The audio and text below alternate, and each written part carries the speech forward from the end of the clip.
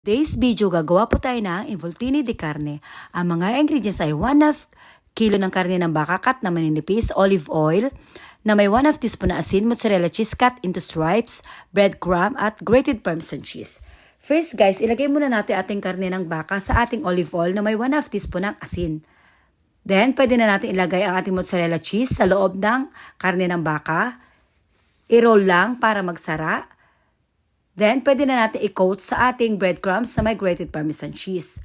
Ulitin lang lahat ng procedure until magawa natin ang lahat ng karne ng baka na kinat natin. Lagyan natin ng toothpick guys para mag-lock at hindi madaling bumukas ang ating involtine. At pag nagawa na natin lahat guys, pwede na tayo magpainit ng ating kawali. At pag mainit na ating kawali, pwede na natin lutuin ang ating involtine de carne until lahat ng side mag-golden brown or maluto. Pag nakita nyo guys na hindi na bumubukas ang ating karne o ang ating involtine, pwede na nating alisin ang toothpick na nilagay natin. At para maluto natin ng ayos ang ating involtine de carne. At pag lahat guys golden brown na o luto na, wala, ready na ang ating involtine de carne. Madali lang, di ba guys? Try nyo na, matikman yung sariling version.